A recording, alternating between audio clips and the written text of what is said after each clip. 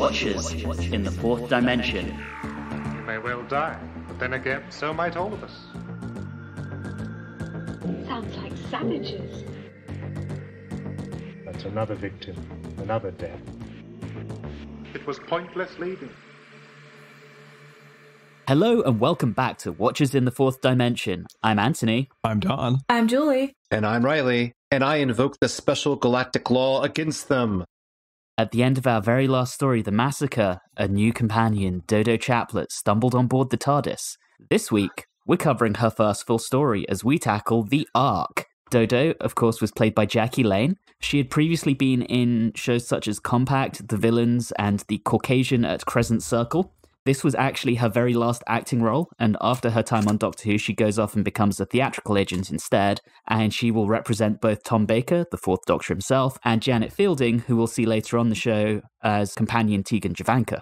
She has, for the most part, avoided Doctor Who fandom, hasn't really done conventions, and is one of the few surviving companion actors to not have done work with Big Finish. On to the behind-the-scenes part of this story. This one actually started as a back-of-the-envelope idea from producer John Wiles, who had the concept of a massive spaceship, and that's kind of all he had for this. Recently departed story editor Donald Tosh, who, as of the day of recording, December the 18th, the news broke that he recently passed away, so rest in peace, Donald Tosh. On this one, he brought in his friend Paul Erickson, and the two of them developed this story together, with Erickson writing the scripts. Erickson was also known for writing on some of the standards of the time, The Saints, House of the Unknown, Paul Temple, those kind of shows. This was his only contribution to Doctor Who, and given a co-writing credit on this was his wife at the time, Leslie Scott. This was her only writing credit ever. She was the first woman to be credited as a writer on the show, but it's generally thought that she did absolutely no writing whatsoever on this and was only credited as part of an arrangement she had with her husband. I guess at least she got royalty checks for a while when this one came out on home video.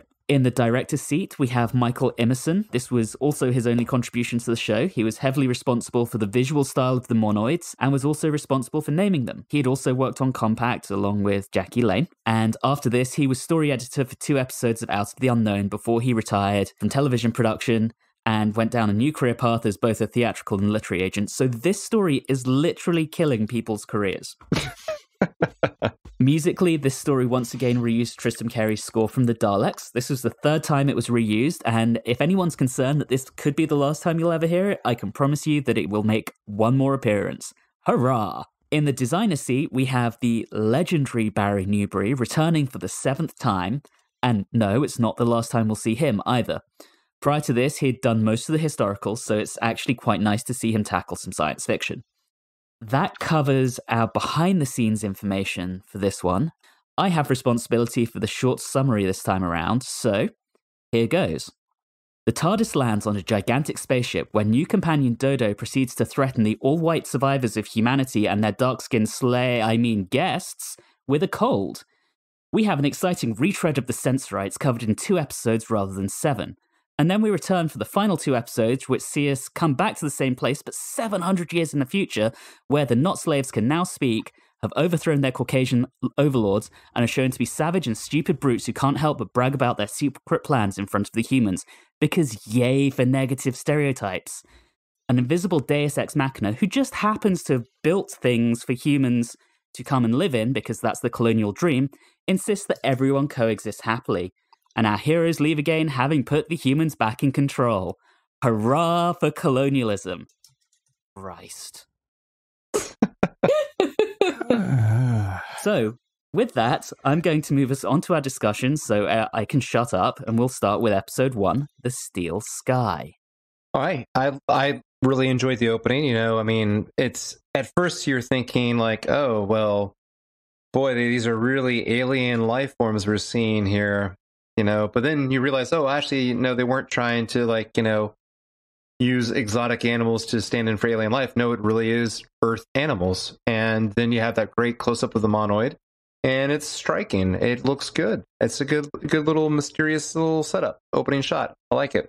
So I feel like I'm going to be constantly negative about this. And when we got to the monoid, he looked like a man in a rubber suit to me. I just couldn't get beyond that. You don't like a guy in a beetle wig with a ping pong ball in his mouth? I'm glad you brought that up, because we all have to be in agreement that when they were coming up with the design for this, they somehow like found there was a giant sale on beetle wigs, and they're like, "Go for it." It also doesn't make sense logistically because it's like you have what appears to be a mouth with an eyeball in it. So how does it eat? Obviously, we know the speaking thing that gets explained later on-ish, so I forgive that piece. But like, where's its actual mouth? Which is a very good question because they love chicken wings. I'm not entirely sure I want to know. See, I really love that directorial touch from Michael Emerson because we keep seeing them throughout the entire story. We get hints that they're eating and drinking, but we never actually see them do it. And I just think that's so well done. The one thing I will give this story is the direction. And the choice of glassware that they have is quite, the stemware is really nice. And speaking of the direction, is this just me? But I feel like this episode was just like loaded with crane shots, and I really enjoyed it. It really gave a sense of like a lot of like space to the art or to the ship. I mean, there were quite a few of them, and they were well done. One thing this serial does well, especially in the first 2 episodes, is give a sense of scale. You've got the crane shots. You've got the fact that they have to be driven around on the little golf carts to show, hey, I call them the airport luggage carts. Yeah, I mean, it definitely gives the impression that there's an increased budget, and it definitely realizes John Wiles's idea of a ginormous spaceship. And a lot of the shots with the animals, I was actually kind of impressed because they were actually petting an elephant. So I don't really think that was stock footage. So obviously, yes, budget went somewhere. Yeah, and it certainly wasn't to new music. Gotta cut those corners where you can. Can we talk about how Dodo is going to take over the wear an outrageous outfit? Yeah. And it's so strange because it is so eccentric. You know, like before with Ian, it was just like, it would just look silly in it, but it was of the time. But for her to wear that and this, because that's something that is a stereotype of Doctor Who, is the concept of the eccentric clothing that doesn't necessarily fit the time period or match or something like that. And I have a feeling this is like the first time that we have this. That's entirely possible. Yeah. Speaking of Dodo, Jackie Lane's accent is all over the place. I'm never quite sure whether she's meant to be from Manchester, from the East End of London, or just have the generic received pronunciation accent of the time. It's a mess. It is quite a little trip around the country, isn't it? I swear there was like a little bit of Scottish too. Possibly. I mean, it kind of stems from the fact that originally they wanted her to be a Cockney, and the higher-ups at the BBC said, no, you're going to speak proper English around here. And there's even the Doctor criticizing her use of slang and saying that he must teach her to speak English properly. That's what you expect from those alien life forms. They're very strict about making sure people speak the language that isn't even theirs properly. Can we talk about how in this episode we had my favorite trope ever, which is the guy who was against them from the beginning because he was suspicious of them? Zentos, the fresh maker. It's my favorite. We can, but I do want to say this. They did something I really liked in this episode with that, which is once it was proven that they were good and on their side, he apologized. He wasn't just evil for the sake of it. That is true. I was thinking about, the time period and how this would never, ever, ever happen on American television back then, and where these human beings mention complete ignorance of the Bible. And I was just thinking, like, even in this storyline on American TV, I doubt they would allow that to be aired on television. Oh, no, that would not happen. Yeah, nope. And anyone else find it hilarious that the planet they're going to, the supposed inhabitants are called the Refusians, as in they are refusing people to come there? On the flip side of that, you have the Manoids because they're like men, kind of. And I was just like, wow, all right, so that's not a great name. I thought it was monoid, like mono. Yeah, I thought one like eye. mono, like one eye. Yeah, that's what I thought it was. Yeah, you could look at it both ways, honestly. Still not a very interesting name. Oh, it's a little too on the nose. Reilly, you touched on Refusis, so this was something that I thought was bonkers about this. The last survivors of humanity and their miniaturized people are going on a journey 700 years. They don't know a damn thing about this planet beyond the fact that its atmospheric conditions are acceptable. Well, I thought they said there was some sort of like they had some sort of audio signal or some sort of slight evidence of like maybe someone's there. Yeah, they had sent the audio space. They did audio space research, which is when they heard the whatever race was on there, they would be able to see them because obviously they wouldn't speak. But they had assumed that they would be able to see them because obviously they wouldn't speak about the whole fact that they're invisible. So they know someone's there, and yet they're going to go and colonize this planet anyway because humans know best. Okay, all right. Also, the fact that they said that it was going to take them 750 years, I think, to complete that sculpture. I think you're overestimating how long it takes to complete a sculpture. They're taking their time. Yeah, It's like putting a puzzle together. You know, that's how they pass the time. And anyone else thought it was rather strange regarding the journey, how they seem like so kind of bratty about it? We're like, oh, maybe we should never have left at all. They say that like twice. And I just think that's like just so strange because they mention how Earth is literally dying and they can support them. So it just seems like they're so fatalistic about this.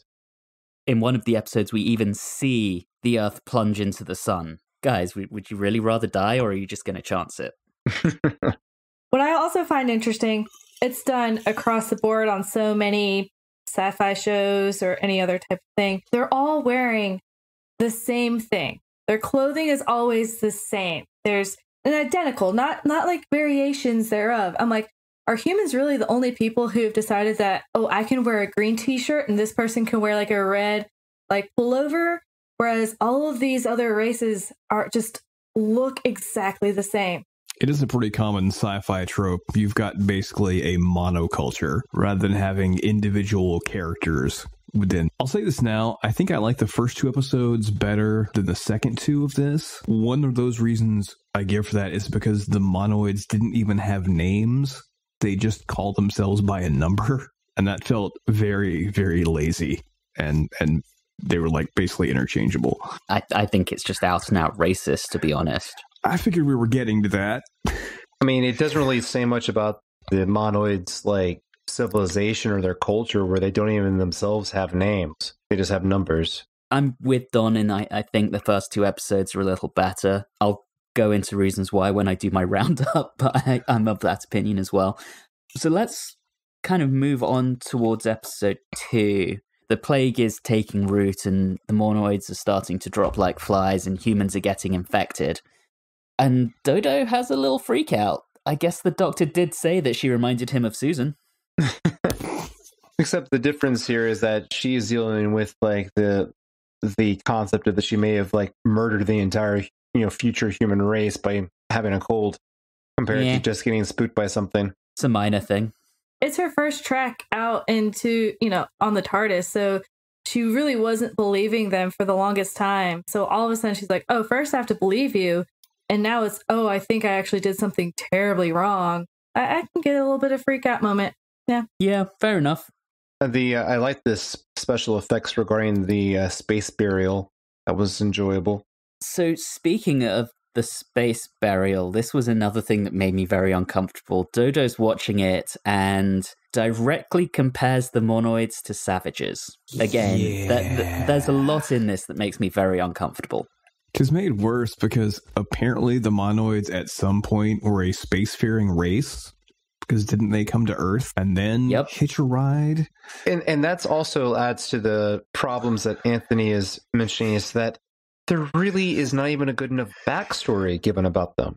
What they said was the history of it all. Say the monoids came here and they just wanted to help us without any mention of what the monoids want or what they're all about. It's just like, yeah, they just showed up one day and they decided that it'd be just nice to serve us. Like, what? I think they said something that there was happening to their planet as well. So logically, they came to another dying planet to hitch a ride, even though they already had some sort of space travel. And they would work for the humans in exchange. I don't know. So I think one thing to take note of here is so this was broadcast in March 1965. And between the beginning of the 50s, 20 different countries had been given independence from Britain and probably about 15 of those were in Africa.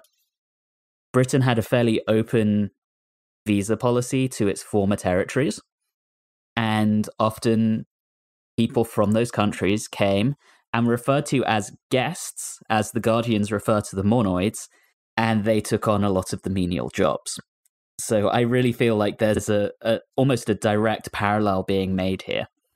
And it makes me very uncomfortable. Yeah. So we want to move on from that topic? So should we get to the trial then? Yes, and can we talk about how good of a lawyer they got? Can I, before we discuss him, did anyone else, when they mentioned they were asking for someone to stand up for the defense, was anyone else hoping for a stereotypical Matlock-like character to show up? Definitely. You know, patting his brow and speaking with a really deep Southern accent. That's what I was hoping for. Well, that didn't happen. They still got a very good lawyer. We've already had at least one other trial scene, and I'm trying to think that at that point, the attorney was not very good. Keys of Maharis, I think. Yes, that sounds correct. So that wasn't nearly as fun and interesting. And at least in this one, what they've done wrong is much more clear than in the Keys of Maharis. And I like how they had it structured better as well. Because one of the things they mentioned in this one was essentially in the out of it to be like, well, we really have to give them a fair trial because we really shouldn't let the whole group speak because, you know, group speak leads to poor decisions. I'm like, oh, you are so right. And also, let's be clear, this is a trial where people are arguing whether someone called the doctor should be allowed to help people that have colds. I really got a kick out of the scenes with the leader fallen ill, watching the trial on television. It really had this whole old man yelling at the television news kind of feel to it. That was really enjoyable for me. There were a lot of shots of people watching Doctor Who on TV in this serial. We're already starting to get self-referential on the show. Talking of the commander, one thing I noticed in the first episode, and it's almost carries on here, he is terribly camp. Oh, just a bit. Oh, yes. Terribly, terribly camp. He kind of looks in the face like an old Boris Karloff. I don't know why, but I just see that. If only he had the voice. Yeah. So I know we mentioned it in the last episode, but, you know, after they get through that trial and he's helping one of the sick men, and the manoid, you know, he kind of befriends the doctor. He's like, oh, like, you're so helpful and you're smarter than you seem and things like that. I had actually written a note that said they should have names. I think my note was something along the lines of, who's a good dog? You're a good dog.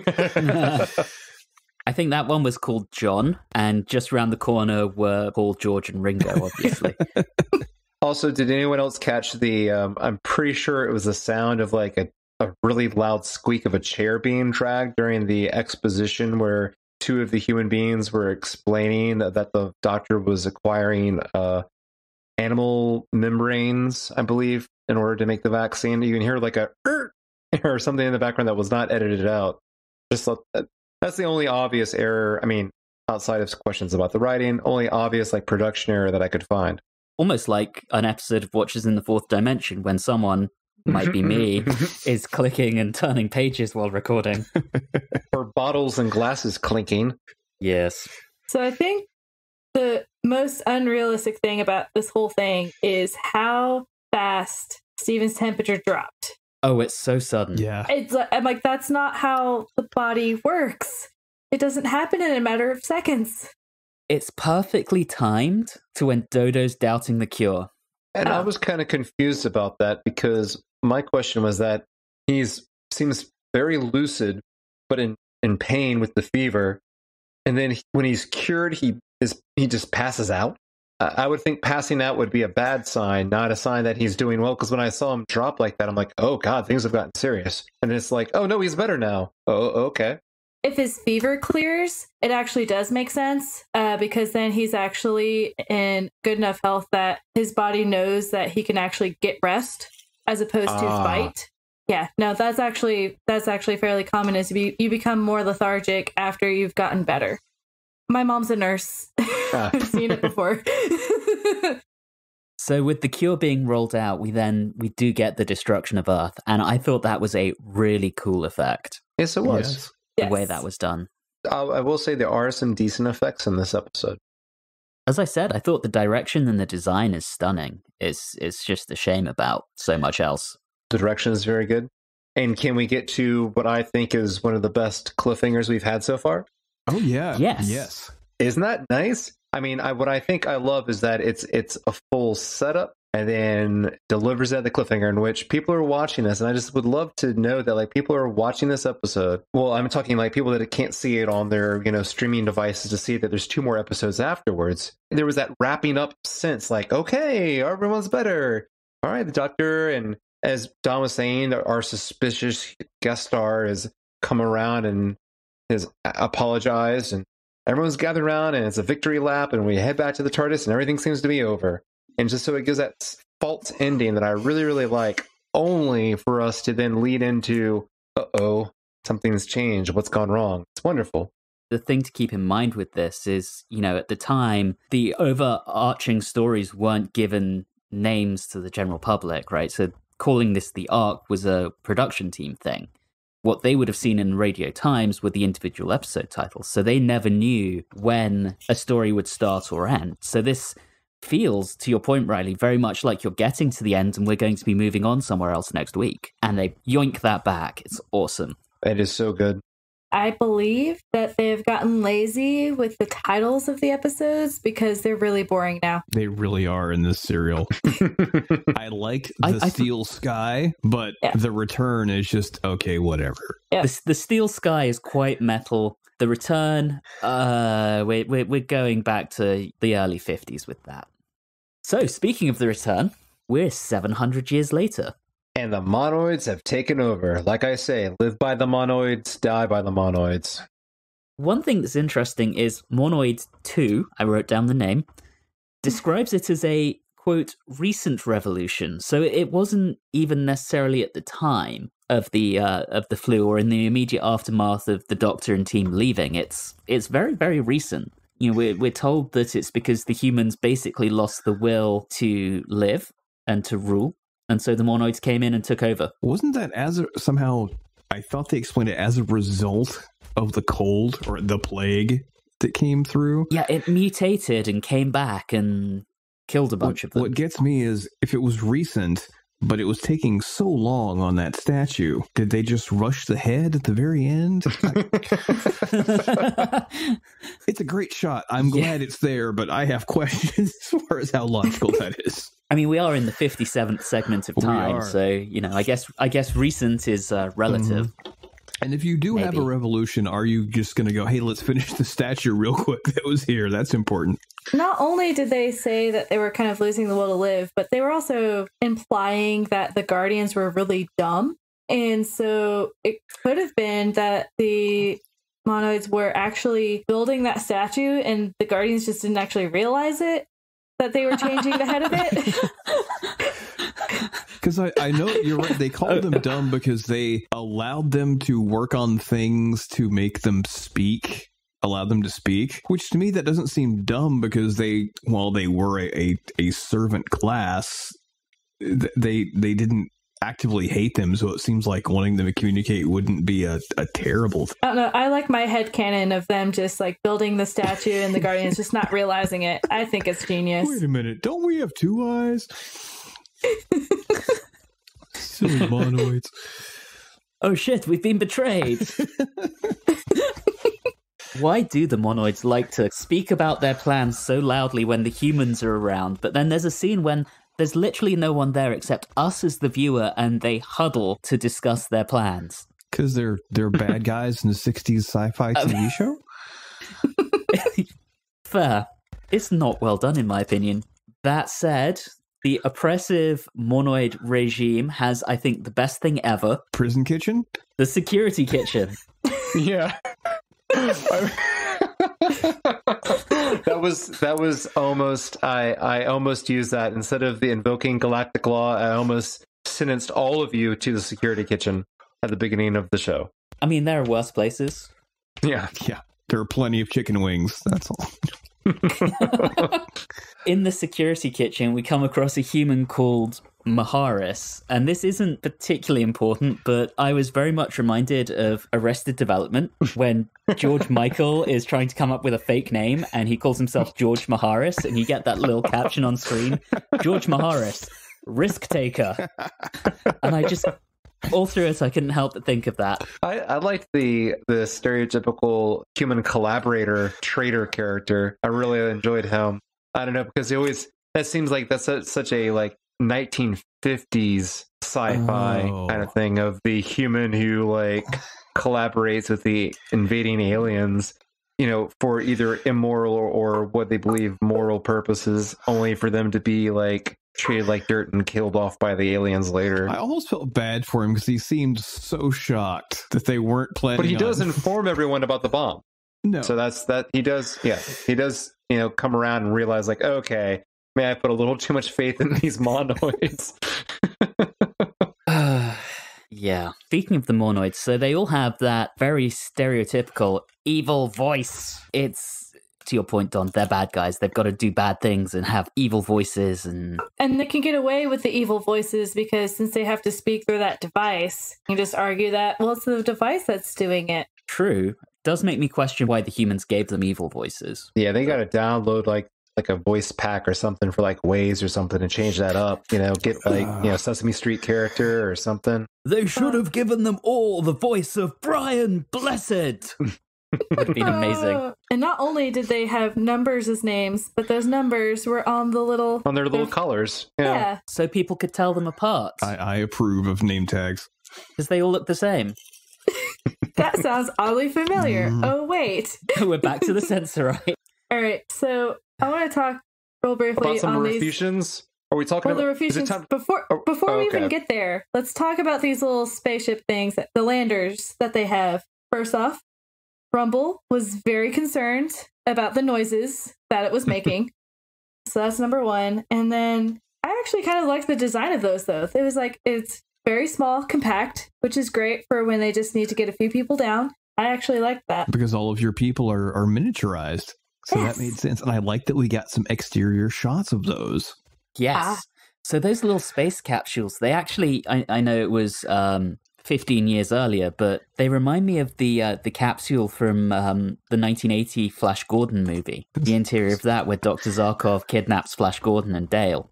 Little callback. So the Brian Blessed comment is now relevant to the discussion. Yes. Gordon's alive! That's quite good. Thank you. The trick is to think in all caps. I do agree. The model work is beautiful. The sets are great. All right, so Refusions. Go, Reilly. The costumes for the Refusions were great. I know, weren't they? I kept thinking when I was watching the scene where the doctor is speaking across the table from Refusion, if you couldn't hear the Refusions, if like you could only hear them like in your mind and not everyone else in the room could hear them, which is probably how they spoke because they don't have vocal cords because they don't have bodies. If they were just looking at this, you would see an old man just having a conversation with no one across the table, and how sad that would be. And then I thought about how if the doctor, obviously because he's not actually the age that William Hartnell is in this episode, but if the doctor ever needed to cover for his, senility, he could just pretend there was an invisible alien that he was speaking to across the table. But anyway, they use this, on Dalek's Master Plan, are invisible aliens, and the classic, fauna getting, brushed aside. It's a fine device, and it works for them to get the upper hand on the monoids, instead of, putting money into like a fight scene where their Beatles wigs might get knocked off. I'm all right with it. And the solar flare excuse, I don't know. Yes, sure, that works. Not.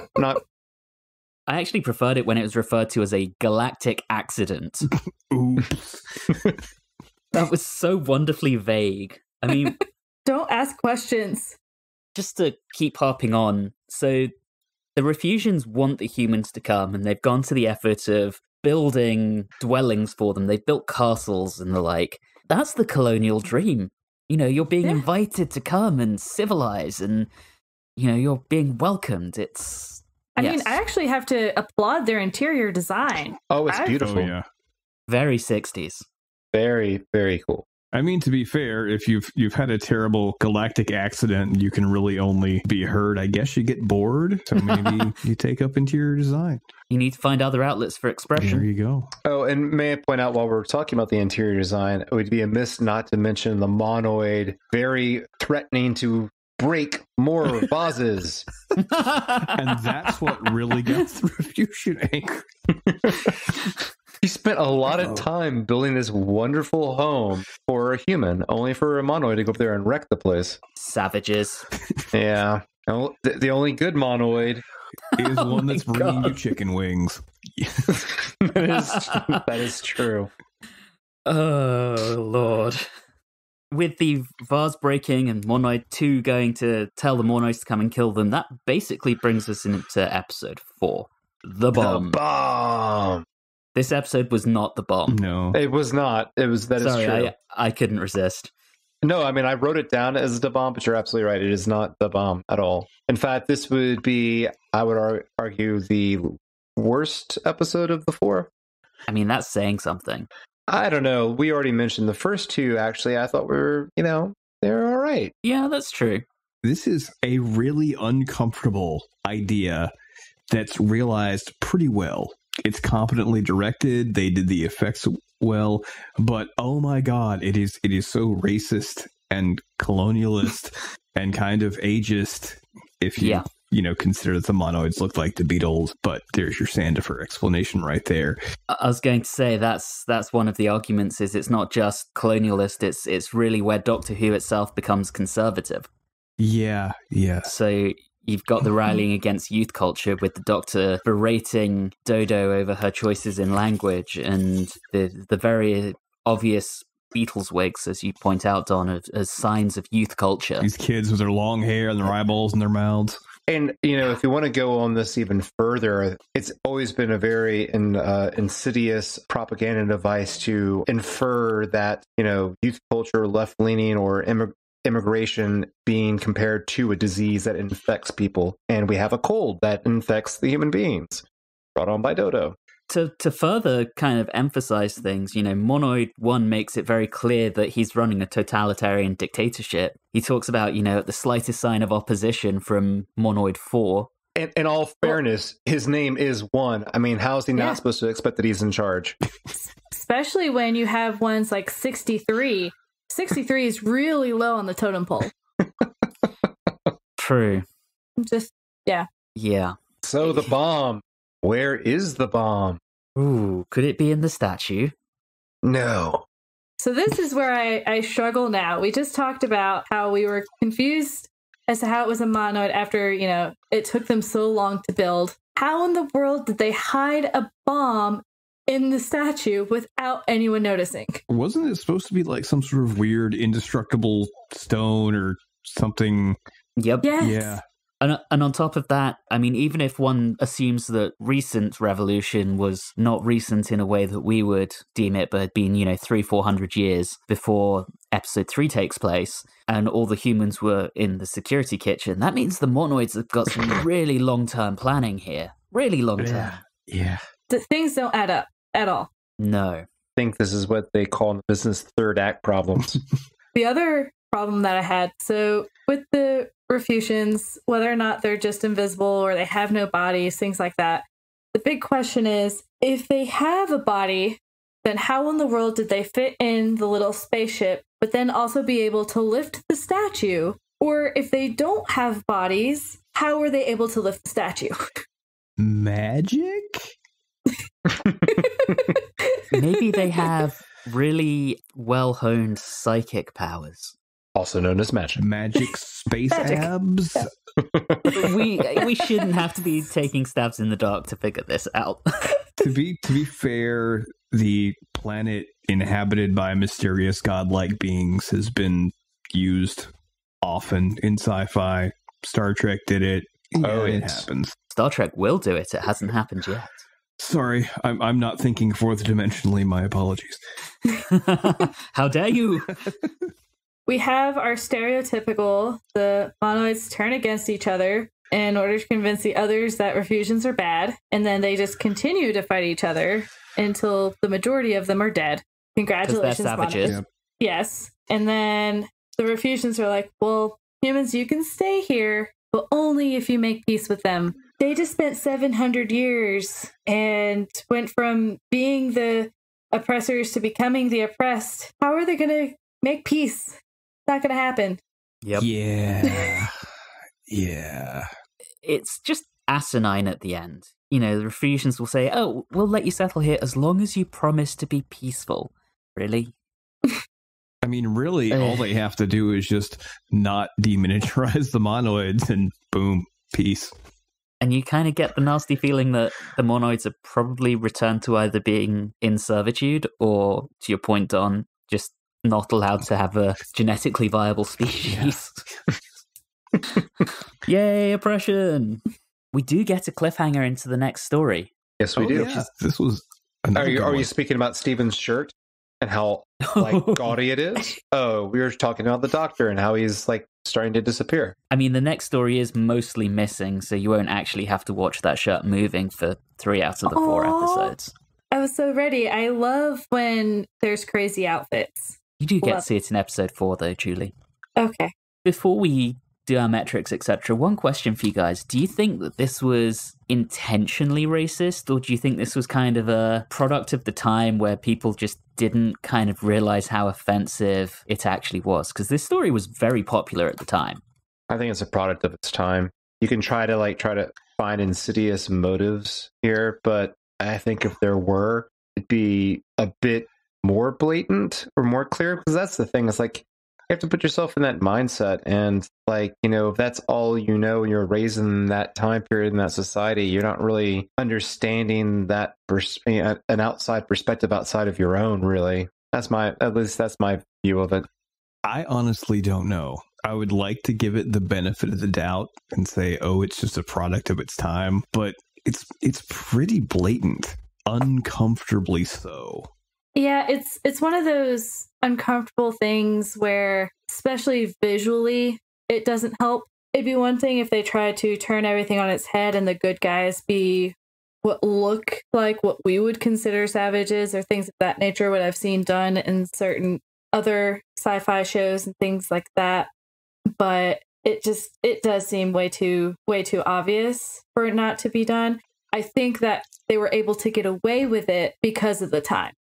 And I know that theatre and the visual arts are known for being fairly liberal, but John Wiles, and again, he had the original back of the envelope idea for this, he was a white Afrikaner. And this was at the time when South Africa was starting to really, it gained independence a few years earlier and was starting to pretty aggressively push apartheid. So, well, when you add that in... Oh, yeah. The second that you add that, I'm like, yeah, 100%, they did it on purpose. Yeah, okay, yeah. Lead with that, Anthony. I wanted some perspective before you all knew that. Before he gave us, he held back the information because he was testing us. He wanted to see if we passed the test. Apparently, I failed. Let's start out with metrics. We have 2 that we still do. So the camp count. My nominations are the commander from the first 2 parts and Maharis, the collaborator from the second 2 parts. Agreement, dissent, additional nominations. Sure. No, that 2. works for me. Yeah, 2. Works. Yep. Okay, and I'll explain later. Any use of that trope? Nope. No, not at all. All right, so that's 2 for the camp count and 0 for I'll explain later, which brings us on to our scoring. So, Reilly, we get to start with you this time. Oh, boy. Okay. There are times when you can watch something and really just appreciate it without looking at part of the problems. For example, we like some of Roman Polanski's work. We can appreciate, what he does and this and other complicated creators. I think this is one of those times. And when I say that is that the direction is great. I actually thought the eyeball and mouth bit for the design of the monoids was good. I thought the twist and the false ending and the cliffhanger at the end of the second episode was fantastic. I thought the general idea of the serial was good. When we get into the details and the little flares to the episode, that's when we start seeing those problematic things we've already discussed. In general, I if you can put those things to the side and just look at those elements of it and just appreciate it, if you empty your mind of looking at the underneath tones and messages, I think this is an enjoyable serial to watch. It's got goofy monsters, fun, wild sci-fi premise, very good pacing. So I give it a 7 out of 10 57th time segments. Wow. All right, Don? I pretty much agree with everything that Reilly said. There is a lot of good stuff on display here. The pacing is very good. We have stuff that took 6 episodes back in season 1 that they can get down to 2 episodes now. The production design is great. I too have a soft spot for the ridiculous look of the monoids. It's all well done, but it's really uncomfortable. It's very well done, and yet it's incredibly racist, and I don't like the conservative tone that it takes what was previously a very rebellious youth show.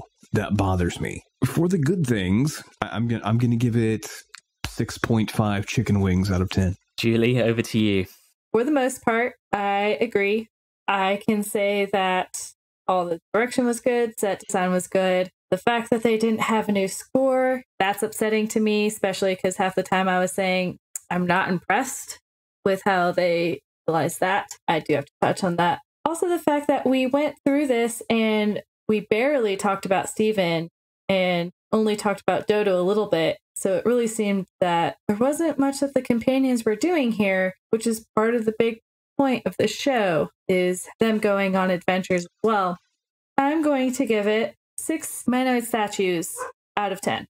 All right, thank you, Julie. Which brings us to me. So maybe this is my British shame of some of our colonial history coming out. I agree that this is beautifully directed, it's beautifully designed. The worst thing I think one can say about some episodes of Doctor Who is that they could be boring. Certainly that's, I think, the crime that I found last time round with the massacre. I was bored. I was never bored during this, and to Don's point, it was very, very uncomfortable at times, but it was at no point boring.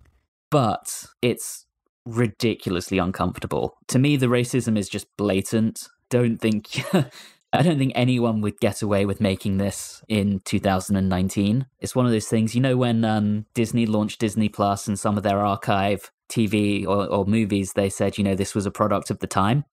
I feel like this needs that kind of warning to go with it. It's not boring, but it's not particularly pleasant to watch. So for that, I am going to give it 5 boxes of miniaturized monoids out of 10. So that's millions of people because it's boxes, right? Right. No. What did you not listen? It's monoids. It's not people. Sorry.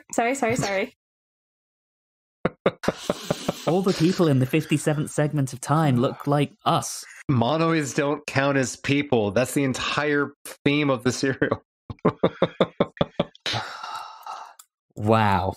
Well, that brings us to the end of our discussion on the Ark. We'll be back next time when we see what happens when the production team try to unsuccessfully write out the star of the show. In the meantime, all of our previous episodes are available on your favorite podcasting app. You can interact with us on Facebook, Instagram, and Twitter at Watchers4D. And as a reminder, you can email us at watchers4d@gmail.com. But for now, thank you very much for listening and have a good one.